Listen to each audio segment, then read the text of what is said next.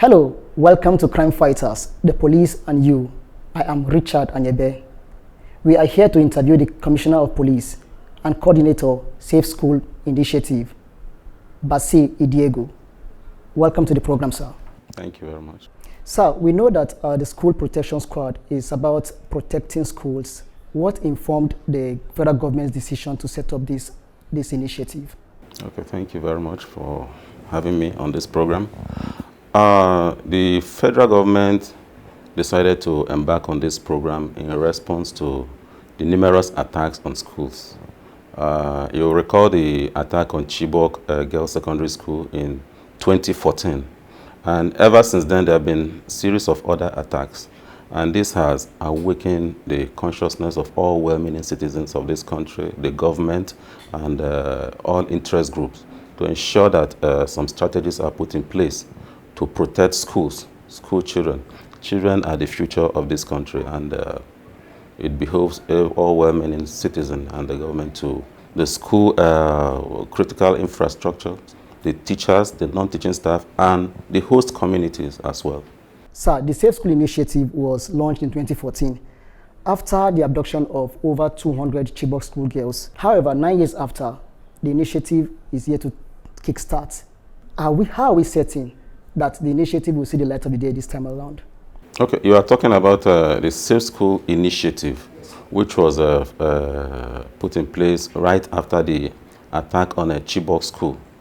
I don't really know what happened to it, but there was lack of continuity in that project for one reason or the other. But what we are talking about now is financing Safe School, which is an initiative of the Ministry of Finance, with all relevant stakeholders coming into the program to work out a national action plan on school protection. This is what gave birth to this Safe School Protection Squad that we have right now. How will this School Protection Squad be implemented, given the fact that Nigeria has enormous public and private schools across the country? Yes, it's on record that Nigeria has over 100,000 schools.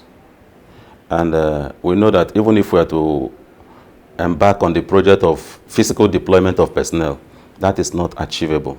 So the whole idea of this School Protection Squad is to engage all stakeholders, starting from the schools. We are going to train the schools, the security guards in the schools, and then we're going to teach them what a security resilience means, what early warning sign means, and how to work in collaboration with the various security agencies.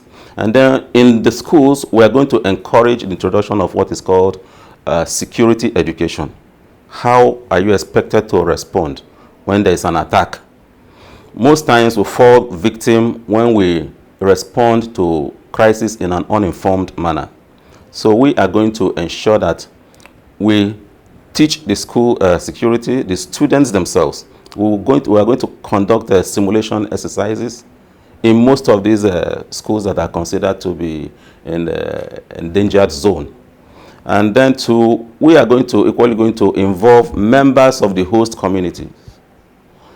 If the members of the host communities, if they are security conscious, the schools within their domain will equally be secured. We are going to train the vigilante, the ex-servicemen, the hunters on how to work with the security agencies. And in most of these localities, we are going to have school security committee headed by the local government chairman.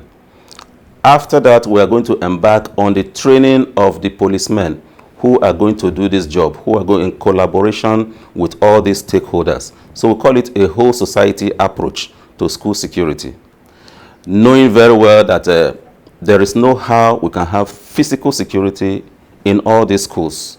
Although in some schools, in some specific schools where there are reports of insecurity, we may have to embark on physical deployment of a personnel. And then we are going to involve technology in our approach to this project, because technology has grown very wide.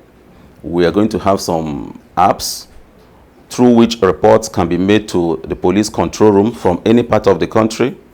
We're equally going to even make use of drones. And then the project equally will be intelligence-led. We are going to deploy our intelligence personnel to interface with members of these communities for on-the-spot report and then an assessment of situation before any attack takes place. Attacks do not just happen spontaneously. Before any attack takes place, you must, if you are observant, especially members of the host communities, if you are observant, you will notice some strange movements of people you have never seen carrying out surveillance. And then if they are fully in touch with the security personnel, they will be able to report such movements, and actions can be taken before attacks take place. Now, sir, if I understand your point, you made mention of the fact that security personnel will be deployed in some of these schools that are high prone to security risk.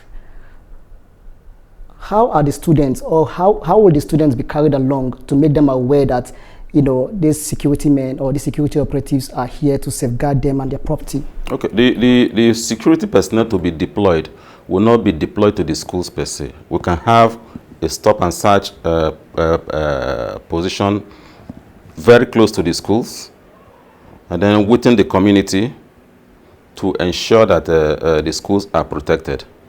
It will serve dual purposes. One is to protect the host community and equally extend the protection to the schools. You made mention of security personnel in schools, but will that be adequate enough given the high security risk in some of these states that, like you made mention of, the pilot states?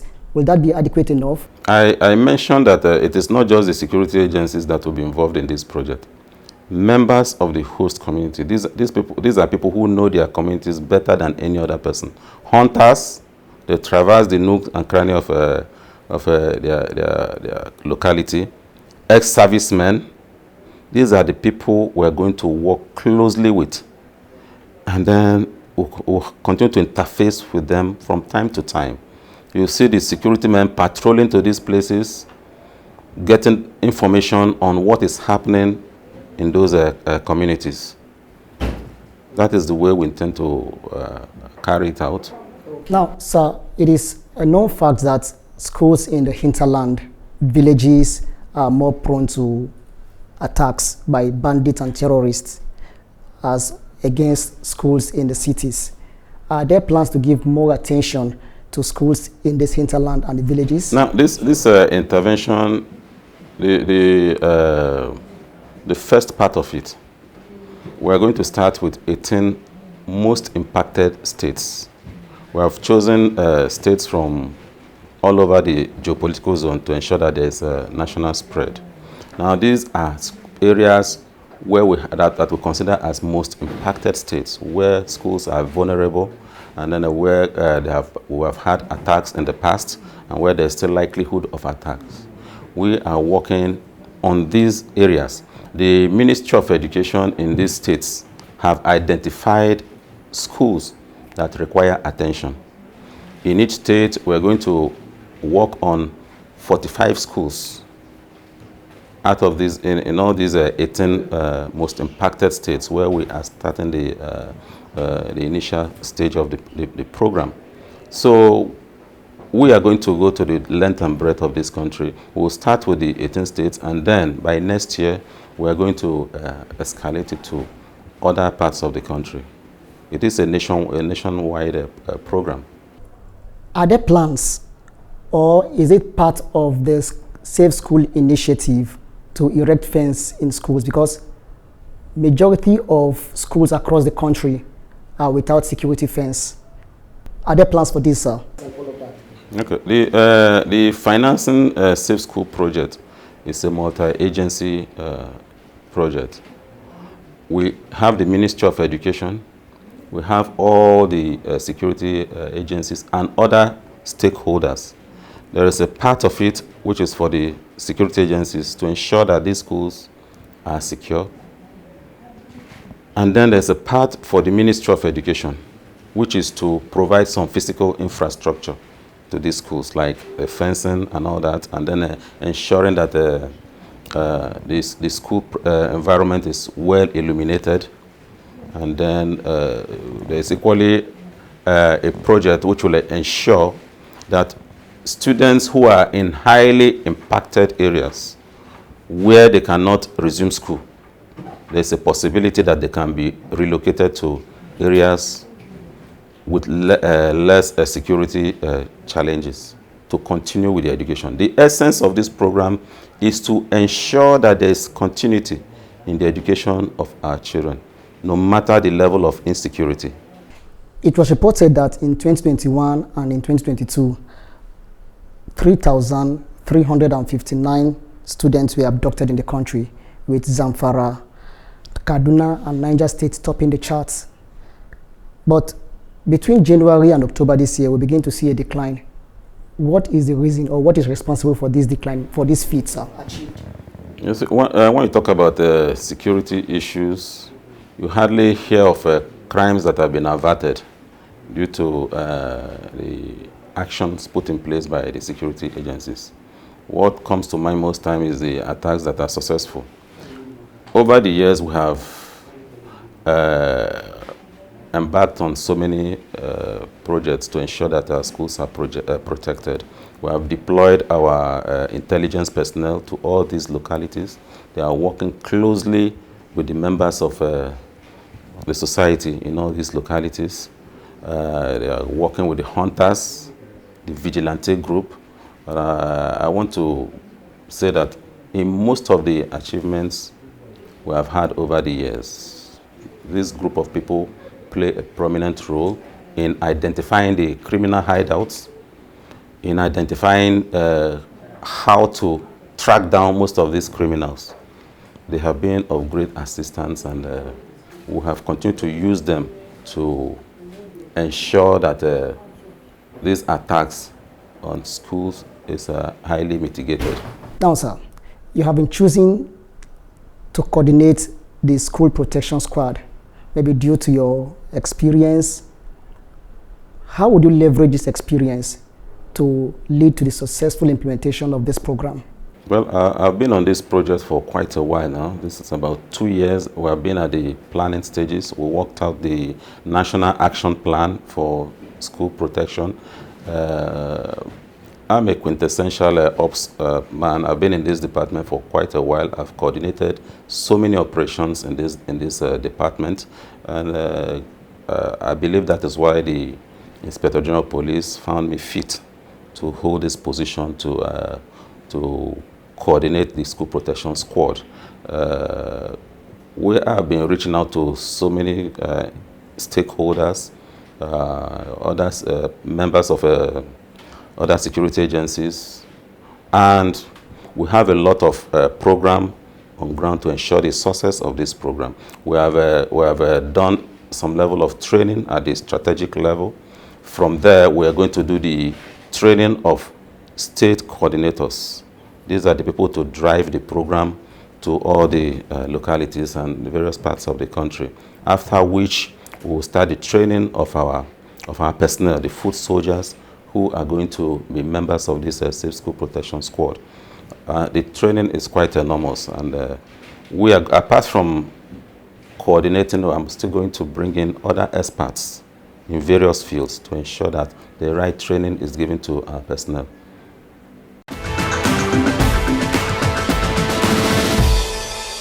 I appeal to members of the public to cooperate with the police in their communities, give us information, we will protect you, we will make use of every piece of information you make available to us, we will act on them, and it will be for the good of the community and your good. Thank you.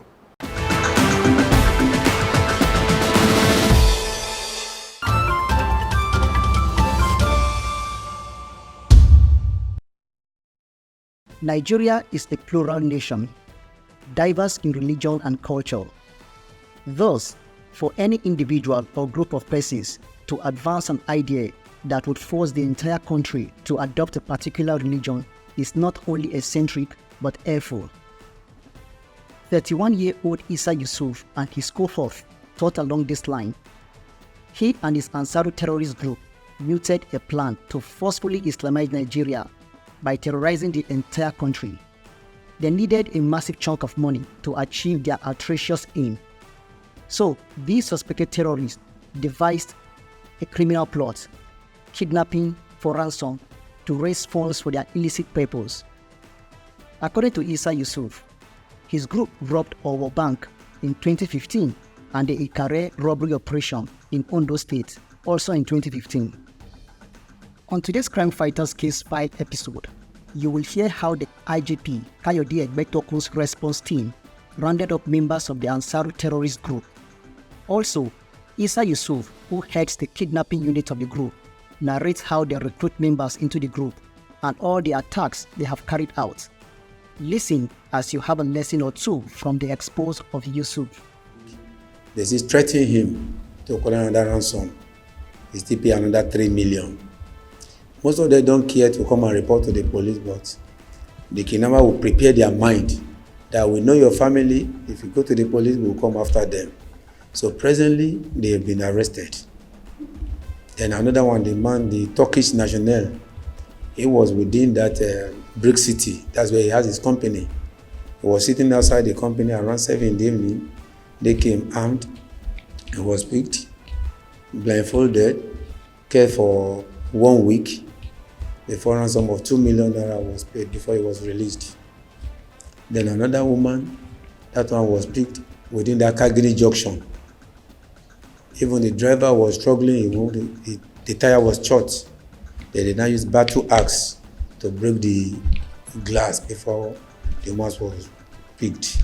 She was kept for 3 weeks. A ransom of 8 million naira was paid before he regained the freedom. Then another man within that Lokogoma area, the wife was picked, kept for 5 days before he was released after paying 6 million. So we are able to arrest 6 out of the kidnappers now.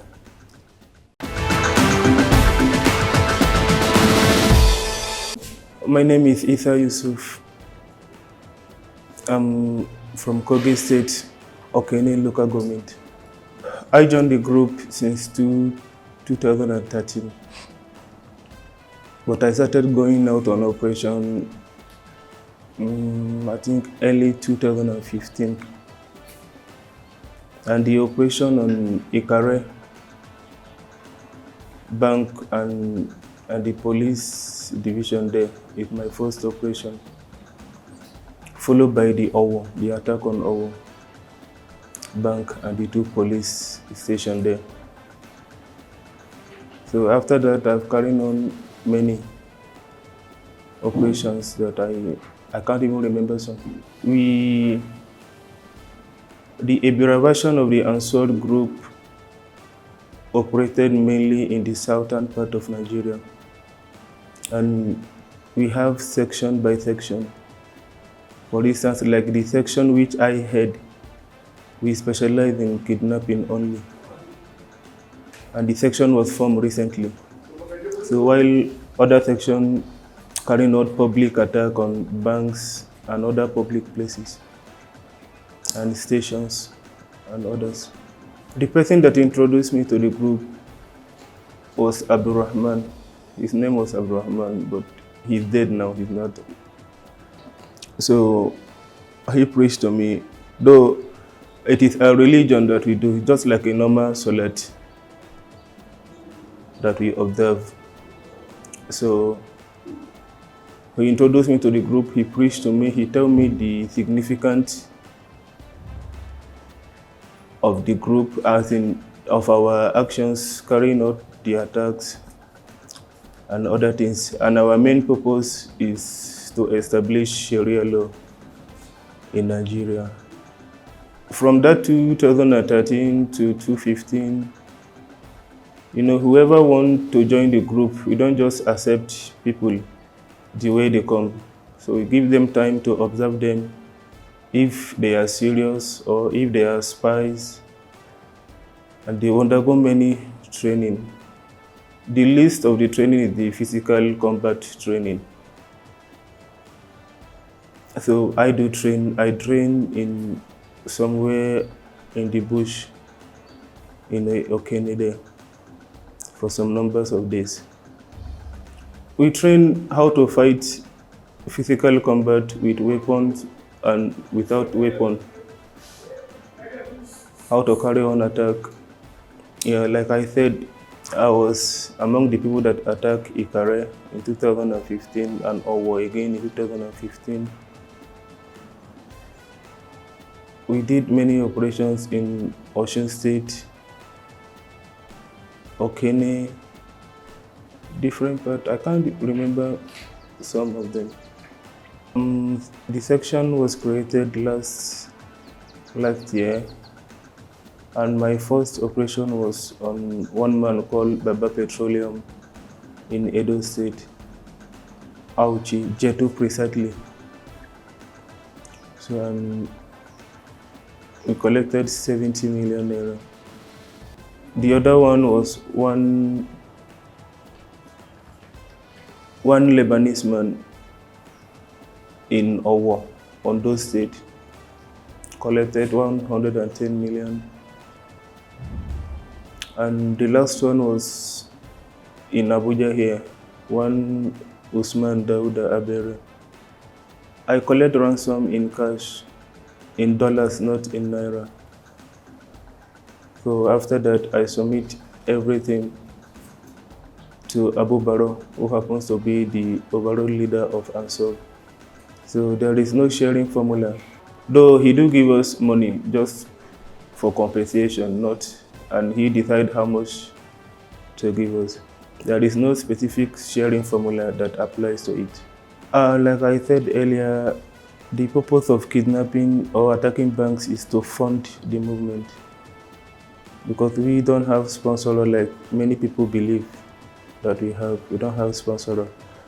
And the people we kidnap, it depends. At times we do kidnap people randomly, at times we have targets.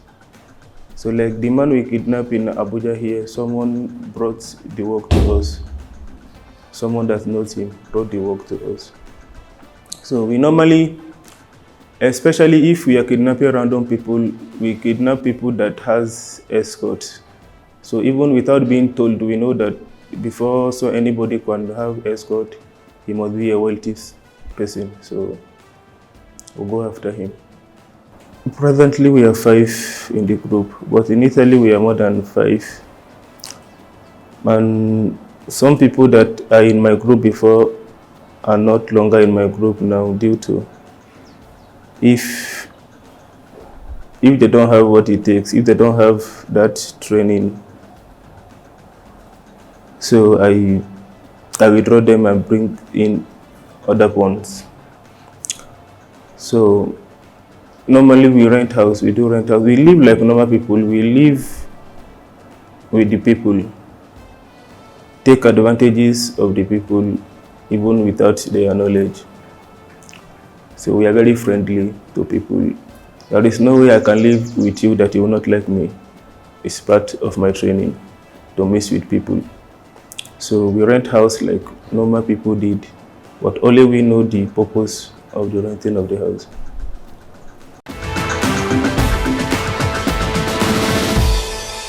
When you notice that there is something in you, a tendency that is towards committing crime, doing something that is negative, please work on yourself. You can defeat that anger, you can defeat that tendency to do something wrong. Better work on yourself before you do something that is going to get you into trouble with the law.